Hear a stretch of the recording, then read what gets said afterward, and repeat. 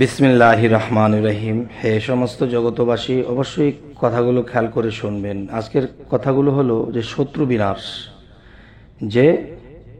শত্রু বিনাশ যেমন তেমন শত্রুকে বিনাশ করা যায় না। যেমন মনে করেন যে এমন এমন কিছু মহাশত্রু আছে যাদেরকে শত্রুমি বন্ধ করতে হলে বা তাদেরকে ধ্বংস করার দরকার, আর না হয়তো একজনের জন্য হাজার মানুষ কষ্টে থাকে।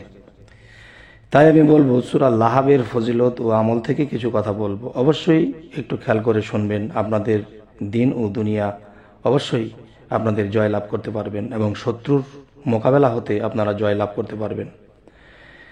দেখুন, রাসূল করিম সাল্লাল্লাহু আলাইহি সাল্লাম এর মহা শত্রু আবুল আহাব এবং তাহার স্ত্রী উম্মে জামিলার ধ্বংসের সংবাদ বহন করিয়া এই সূরাটি অবতীর্ণ হয়েছে। কাজেই শত্রু আক্রমণ হইতে আত্মরক্ষা এবং তাহার দুর্বল করিয়া দেওয়ার ইত্যাদি কার্য। এই সূরার একটি বিশেষ দুইটি কবরের মধ্যস্থলে বসিয়া একাধিক ক্রমে 40 দিন পর্যন্ত প্রত্যহ 41 বার এই সূরা পড়িয়া শত্রু বিনাশ অথবা তাহার কথা ভাবনা চিন্তা ভাবনা করিয়া নিয়ত করিবে। বাস্তবিক পক্ষে শত্রুর নিস্তার নাই। আমলকারীর সাবধান হইতে হইবে, অন্যায় বা আমলকারীর সাবধান হইতে হবে। অন্যায়ভাবে এই আমল করিলে তাহার নিজের ধ্বংস হওয়ার সম্ভাবনা থাকে।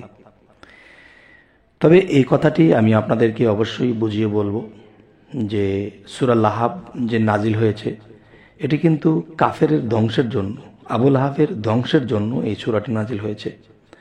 এখন একটি বিষয় হলো, যখন আপনি দেখবেন যে একটা শত্রুকে বুঝিয়েছেন বুঝে না, তাকে আপনি অনেক দিক দিয়ে টাকা পয়সা ধন সম্পদ দিয়েছেন যে আপনি কখনো এগুলা করবেন না, আপনাকে এগুলা দিয়ে দেওয়া হলো, তারপরও যদি সে না থামে, দিন দিন অত্যাচার বেড়ে চলছে, ঘরের মেয়ে ছেলের উপরও সে কুদৃষ্টি করছে, কোন দিন টেনে নিয়ে যায় তাও ঠিক নেই, এরকম কিছু বিষয় যদি হয়ে থাকে, আর কোনো পথঘাট নেই, তখন কি করবেন?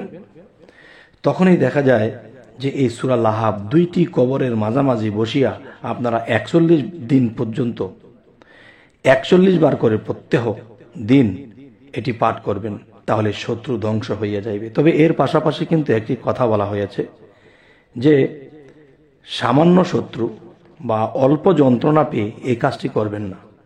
যদি হয়তো এই কাজটি করেন, যে যেখানে অ্যান্টিবায়োটিক প্রয়োজন সেখানে অ্যান্টিবায়োটিক দিবেন, আর হয়তো নর্মাল চলে যাবেন। নর্মালে যদি হয়তো হলো, না হলে নেই। কিন্তু যখন একেবারে বিরক্তির শেষ সীমানায় চলে যাবেন, যে নাকের আগায় দম আর বুঝি বাঁচার রাস্তা নেই, তখনই আপনারা দুই কবরের মাঝামাঝি বসে 41 দিন পর্যন্ত 41 বার করে এই সূরা লাহাব পাঠ করিবেন এবং সেই নিয়ত করে, যে শত্রু ধ্বংসের নিয়ত করে, তার নাম সাথে বলতে হবে, যে শত্রু এবং শত্রুর মায়ের নাম বলতে হবে। আচ্ছা, তাহলে আজকের এই সাবধানতা হলো কি, যে সামান্য বিষয়ে এটা করতে পারবেন না। যদি সামান্য বিষয়ে করেন তাহলে আপনাদের নিজের ক্ষতি হতে পারে। দ্বিতীয় নম্বর হলো, 7 বার এই সূরা লাহাব পাঠ করিয়া কিছু লবণের উপরে ফুঁক দিয়া সেই লবণ আগুনের ভিতরে ফেলিয়া শত্রু ধ্বংসের নিয়ত করিলে মহা শক্তিশালী এবং শত্রু ও একেবারে নিস্তেজ হইয়া পড়িবে। নিস্তেজ হইতে হইতে তার এমনই একটা অবস্থানে চলে যাবে, হালাক হইয়া যাইবে। অবশ্য কোনো দুনিয়াবি স্বার্থের মোহে পড়ে আমল করিবেন না। যদি কোনো দুনিয়াবি স্বার্থের মোহে পড়িয়া এই আমলটি করেন, তাহলে আপনার ফল যে জন্য করবেন সে তার জন্য না হয় সেটি আপনার উপরে ফিরে আসতে পারে। তবে খুবই সাবধান, যে সীমা অতিক্রম, যার কোনো সীমা নেই, সীমা শেষ হয়ে গেলে আপনি এটা করতে পারেন। এই সূরা লাহাবের আরো একটি গুণ ক্ষমতা, সেটি আপনাদের 3 নম্বরে বলছি।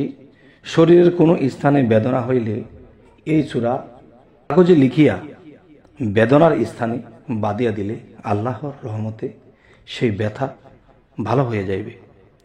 তবে হে সমস্ত জগতবাসী, আজকের যে আলোচনাটি আপনাদের সামনে তুলে ধরলাম, সেই বিষয়টা একটু মাথায় রাখতে হবে। যে দেখেন, যে বাচ্চারা যদি খেলাধুলা করে, এখানেও একটা কথা বলে থাকে যে দেখেন, যে ডাইনে 3 ডাইন, একবারে না হলে 2বার, 2বারে না হলে 3বার, তারাও কিন্তু এই জিনিসটা বোঝে। তাহলে আমরা সাবালক, আমরা কিন্তু বুঝি যে একটা হইছে প্রথম স্তরে একটা শত্রু শত্রামি করে, নর্মাল শত্রামি, এরপরে আরেকটা স্তরে শত্রামি করে আরেকটু শক্ত শত্রু, এরপরে শেষের 3বারে দেখা যায় যে নিজের জান বাঁচানো ফরজ, মান ইজ্জত এবং জান বাঁচানি ফরজ। তখনই কিন্তু যে সীমা যখন লঙ্ঘন হয়ে যায়, তখন কিন্তু আর কোনো কুলকিনারা পাওয়া যায় না। তখন কিন্তু মনে রাখবেন যে একটা জিনিস, যে আল্লাহ তাআলার কাছে অবশ্যই মোনাজাত করে বলতে হবে যে হে আল্লাহ, এখন শত্রু যে শত্রামি করতেছে, শত্রামির সীমা এমনভাবে লঙ্ঘন হয়ে গেছে,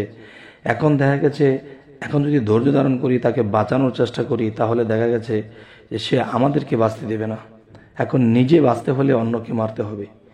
তবে মারার চিন্তা প্রথমে নেই, দ্বিতীয়বারে নেই, তৃতীয়বারে ধ্বংসের জন্য আল্লাহর কাছে মোনাজাত করে তখন আমরা এই সূরার নিয়মগুলা করব। ইনশাআল্লাহ আল্লাহর রহমত, সেই শত্রু হয় ধ্বংস হয়ে যাবে, আর না হয়তো আপনাকে চোখে দেখবে না, আর না হয়তো সেই শত্রু আপনার থেকে দূর হয়ে যাবে, আর না হয়তো সেই শত্রু আপনার চোখের সামনে ধ্বংস হয়ে যাবে। তবে হে সমস্ত জগতবাসী, আজকের এই আলোচনা এই জন্যই করলাম যে পৃথিবীতে অনেক মানুষ, অনেক দুর্বল মানুষ আছে। এই দুর্বল মানুষগুলা এরকম অত্যাচারী, এরকম অসুবিধায় তারা আছে। মেয়েদেরকে নিয়ে, নিজের বোনদেরকে নিয়ে শান্তিতে নেই, কখন ঘর থেকে উঠিয়ে নিয়ে যায়, কখন মান ইজ্জত মেরে দেয়, বলা যায় না। তাই আমি আপনাদের সামনে আজকে সূরা লাহাবের যে মূল ঘটনাগুলো তুলে ধরেছি। তবে আরেকটা জিনিস আপনাদের মনে রাখতে হবে, এই সূরাটি কিন্তু কখন নাজিল হয়েছে।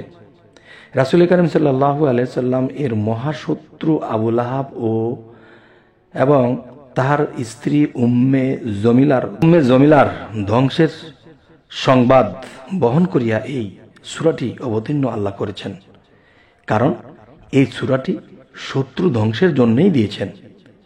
তাহলে আল্লাহ কিন্তু কোরআনে কথা বলেনি যে 1400-1450 বছর আগে আল্লাহ যে শত্রু দমনের জন্য হযরত মুহাম্মদ সাল্লাল্লাহু আলাইহি সাল্লামের কাছে এই সূরা লাহাব নাজিল করেছেন, আর সেই সূরা সেই 1400 বছর আগেই কাজ করেছে আর এখন করবে না, এমন কথা বলেনি। তাহলে যেই নিয়মগুলো বলা হলো, এই নিয়মে যদি আপনারা করেন, তাহলে অবশ্যই আপনারা ফল লাভ করবেন এবং শত্রু হইতে মুক্ত থাকতে পারবেন। তো সকলেই ভালো থাকবেন, আমাদের চ্যানেলটিকে সাবস্ক্রাইব করে নেবেন। পরবর্তীতে আবার সাক্ষাৎ হবে। আল্লাহ হাফিজ।